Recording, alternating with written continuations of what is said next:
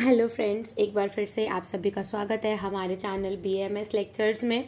तो आज हम दर्शन का टॉपिक कवर करेंगे जो कि पदार्थ विज्ञान का एक टॉपिक है। तो चलिए स्टार्ट करते हैं। तो देखिए, बेसिकली दर्शन को अपन थोड़ा सा इजी वे में समझेंगे ताकि अपन को जल्दी से आपको समझ आ जाए, और एक शॉर्ट क्विक अगर आप कभी रिवीजन करना चाहें तो उसके लिए आप कर सकते हैं। तो बेसिकली देखिए, दर्शन क्या होता है। तो फिलॉसफी, दर्शन का मतलब होता है फिलॉसफी, है ना। तो फिलॉसफी जो कि दो शब्दों से मिलकर बना है, फिलो अर्थात प्रेम और सोफिया अर्थात ज्ञान।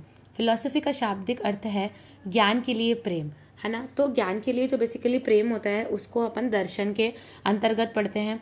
इसके बाद 4 दर्शनों का वर्णन किया गया है कि भाई 4 प्रकार से जो है दर्शनों को निम्न काल में विभाजित किया जा सकता है: वैदिक काल, महाकाव्य काल, सूत्र काल और वर्तमान काल। ठीक है, तो सबसे पहले देखिए वैदिक काल में क्या क्या आता है। तो वैदिक काल में बेसिकली अपन को वेद और उपनिषदों का निर्माण हुआ था। इस काल में तो अपन को वेद और उपनिषद पढ़ने को मिलते हैं। ठीक है, फिर उसके बाद देखिए अपन को पता है कि 4 तरीके के वेद होते हैं: ऋग्वेद, यजुर्वेद, सामवेद और अथर्ववेद, है ना, जिसमें से अपन का आयुर्वेद जो है वो अथर्ववेद के अंतर्गत माना गया है। इसके बाद देखिए बताया गया है कि वेद भारतीय दर्शन के प्रथम ग्रंथ हैं। उपनिषद का अर्थ है गुरु के समीप बैठकर उनके उपदेशों को सुनना।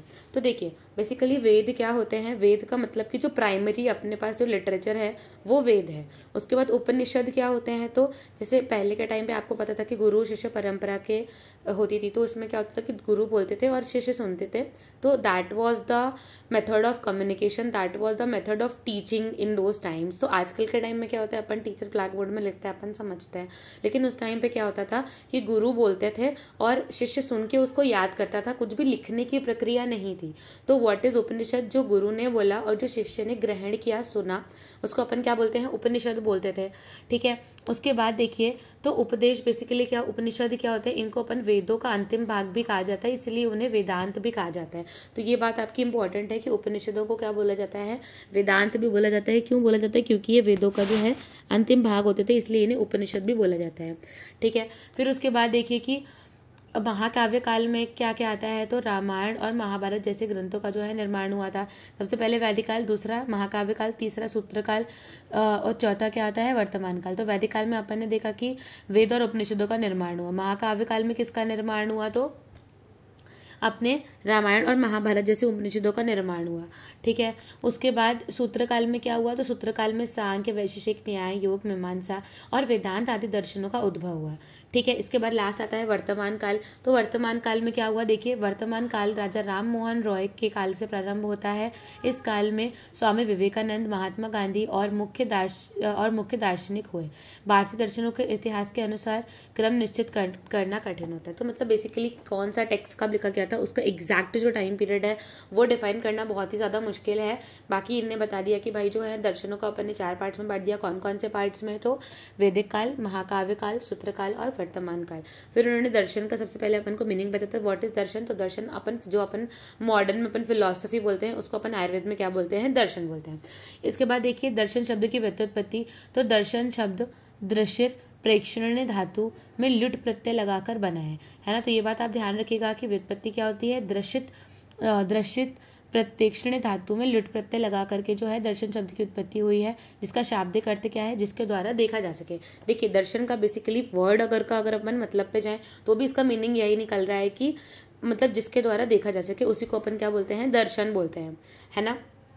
तो अगर अपन वर्ड की मीनिंग की जाए तो भी, और अपन को याद क्या रखना है कि दृश्य प्रेक्षण धातु से लुट प्रत्यय जो ऐड करके जो बनता है उसको अपन क्या बोलते हैं, दर्शन बोलते हैं। उसके बाद देखिए तो दर्शन का स्वरूप के बारे, दर्शन के लक्षण के बारे में बताया गया है। तो दर्शन के लक्षण के बारे में क्या बताया गया है, तो जो शास्त्र दृश्यते यथार्थ तत्वम अनेन इति दर्शनम, मतलब जो शास्त्र यथार्थ तत्व को समझने का दृष्टिकोण प्रदान करता है उसे क्या बोलते हैं, दर्शन बोलते हैं, है ना। तो यथार्थ का मतलब क्या होता है, व्हाट इज एक्चुअल। यथार्थ ज्ञान जहाँ भी वर्ड आएगा उन सभी जगहों पे उसका क्या मतलब है कि ओरिजिनल जो उसका ज्ञान है उसको अपन क्या बोलते हैं, दर्शन बोलते हैं। उसके बाद दृश्यते ही अनेन इति दर्शनम, अर्थात असत और सत पदार्थों का ज्ञान ही तो क्या होता है, दर्शन होता है। अब असत और सत पदार्थ क्या होते हैं, तो असत एक तरीके से जो भी झूठ होता है, मतलब उसको अपन असत चीज़ें मान सकते हैं, और सत पदार्थ मतलब जो सही है। जैसे कि जैसे कोई पेन है वो अभी एग्जिस्ट कर रहा है तो है, कल को अगर अपन ने उसको रिसाइकिल के लिए डाल दिया तो वो नहीं रहेगा। तो अभी है तो उसको अपन बोलेंगे कि हाँ उसकी सत्ता है, मतलब the thing is in existence. और अगर वो चीज़ वहाँ नहीं है, मतलब कि उसकी सत्ता खत्म हो गई, तो उसको अपन क्या बोलेंगे, असत। तो सत और असत पदार्थों का जिससे ज्ञान होता है उसी को अपन क्या बोलते हैं, दर्शन बोलते हैं। इसके बाद देखिए कि इनने बताया कि भाई दर्शन की संख्या, तो देखिए वैसे तो इनने यहाँ पे 16 दर्शनों की संख्या बता रखी है, पर अगर हम मेनली देखें तो 2 प्रकार के दर्शन होते हैं मूल में, आस्तिक दर्शन और नास्तिक दर्शन, है ना। तो अब बेसिकली देखिए आस्तिक दर्शन तो जैसे अपन को नाम से ही समझ आ रहा है कि आस्तिक मतलब थीस्ट फिलॉसफी। इसका मतलब क्या है कि जो भी भगवान को मानने वाले लोग हैं उनके द्वारा जिस प्रकार से चीज़ों को देखा गया, समझा गया, उनके द्वारा जो फिलॉसफीज हैं, जो ईश्वर में विश्वास रखते थे, प्रमाणों को मानते थे, जो ग्रंथों को मानते थे, बेसिकली उनके द्वारा उनको अपन क्या बोलते हैं, आस्तिक दर्शन। देखिए वेदों को प्रमाण मानने वाले, परलोक मानने वाले, ईश्वर पर श्रद्धा रखने वाले, कर्मफल को मानने वाले और आत्मा की देह से भिन्न सत्ता मानने वाले दर्शनों को आस्तिक दर्शन बोलते हैं। इनकी संख्या कितनी होती है, 6 होती है। ठीक है, तो कौन कौन से होते हैं, तो आप यहाँ टेबल में देख सकते हैं कौन कौन से होते हैं। तो सांख्य दर्शन, योग दर्शन, वैशेषिक दर्शन, न्याय दर्शन, पूर्व मीमांसा दर्शन और उत्तर मीमांसा दर्शन या फिर वेदांत दर्शन। तो देखिए ये छह के आपको नाम याद रखने पड़ेंगे कि भाई आस्तिक दर्शन में कौन से 6 आते हैं। ठीक है, तो इससे आपका 2 नंबर का, 5 नंबर का, 10 नंबर का क्वेश्चन उठते हैं कि भाई सांख्य दर्शन कौन से दर्शन जो है वो आस्तिक दर्शन है। तो 6 हैं, कौन कौन से, सांख्य दर्शन, योग दर्शन, वैशेषिक दर्शन, न्याय दर्शन, पूर्व मीमांसा दर्शन, उत्तर मीमांसा दर्शन या फिर वेदांत दर्शन। ये टेबल आपको पूरी याद रखनी है, बहुत ज़्यादा इम्पॉर्टेंट टेबल है। देखिए सबसे पहले सांख्य दर्शन, इनके प्रवर्तक आचार्य कौन है, कपिल मुनि। ठीक, इनके पूर्व प्रमुख सिद्धांत कौन से हैं, तो सत्कार्यवाद और परिणामवाद। ये अभी हम आगे पढ़ेंगे कि हर दर्शन के अनुसार उनके कौन कौन से प्रमाण हैं, कौन कौन से सिद्धांत हैं, कौन कौन से उनके आचार्य हैं। लेकिन अगर आप यहाँ पे याद कर लेंगे तो आपको एक शॉर्ट में याद हो जाएगा। अगर 1 वर्ड में क्वेश्चन आता है, MCQ में क्वेश्चन आता है कि सांख्य दर्शन के प्रवर्तक आचार्य कौन है, तो आपको आंसर कपिल मुनि पे ही टिक करना है। तो ये टेबल आप बहुत अच्छे से याद करिएगा। जैसे कि सांख्य दर्शन के कौन है, तो कपिल मुनि, योग दर्शन के पतंजलि, वैशेषिक दर्शन के कणाद मुनि, न्याय दर्शन के गौतम बुद्ध, पूर्व मीमांसा दर्शन के जैमिनी और उत्तर मीमांसा दर्शन के व्यास मुनि। देखिए न्याय, गौतम बुद्ध, अपन को पता है कि गौतम बुद्ध जो थे वो हमेशा न्याय के रास्ते पे जाते थे, तो अपन इसे याद रख सकते हैं कि गौतम बुद्ध ने क्या बताया, न्याय दर्शन।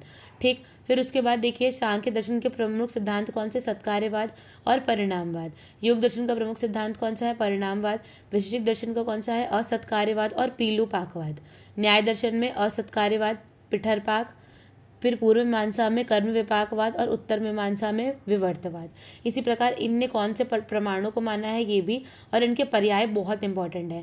जैसे सांख्य दर्शन का पर्याय क्या होता है, निश्वर दर्शन। तो आपको क्वेश्चन पेपर में आएगा कि निरीश्वर दर्शन के बारे में एक्सप्लेन करिए, तो आपको पता होना चाहिए कि जो निरीश्वर दर्शन है वो कौन सा दर्शन है, सांख्य दर्शन है। जबकि ये आस्तिक दर्शनों के अंतर्गत आ रहा है, उसके बाद भी इसके पर्याय में क्या है, निरीश्वर दर्शन। ठीक है, उसके बाद देखिए योग में क्या आ जाएगा, तो शेश्वर सांख्य, पातंजलि दर्शन। ठीक है, इसी प्रकार वैशेषिक में औलुक के दर्शन, इस पे क्वेश्चन आ चुका है कि औलुक के दर्शन जो है वो किस दर्शन के अंतर्गत आता है, तो इसे आप ध्यान रखिएगा कि औलुक के दर्शन जो है ये जो है ईश्वर दर्शन के बारे में अपन को बताया गया है। ठीक, फिर उसके बाद बस वैशेषिक दर्शन के बारे में औलुक के दर्शन। फिर उसके बाद न्याय दर्शन में अन्वीक्षिकी विद्या और तर्क विद्या, पूर्व मीमांसा में मीमांसा और द्वादश लक्षणी, इस पे भी क्वेश्चन आ चुका है, द्वादश लक्षणी कौन सा है, तो पूर्व मीमांसा आपको ध्यान रखना है। और उत्तर मीमांसा दर्शन कौन सा है, वेदांत दर्शन है।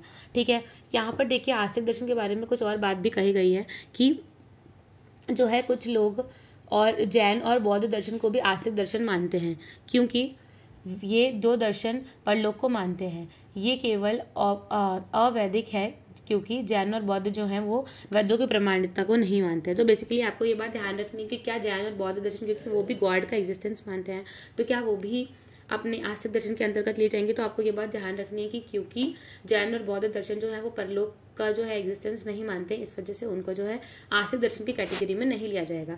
अब नेक्स्ट वीडियो में हम इसके आगे से देखेंगे। तो अगर आपको पसंद आया तो हमारे चैनल को लाइक, सब्सक्राइब और शेयर करें, और इस वीडियो को ज़्यादा से ज़्यादा लोगों तक पहुँचाएँ। और अगर आपकी कोई क्यूरी है, अगर आप कुछ पढ़ने का तरीका मेरा बदलवाना चाहते हैं, तो प्लीज़ कमेंट करके मुझे ज़रूर बताएं। थैंक यू सो मच, हम मिलते हैं नेक्स्ट वीडियो में।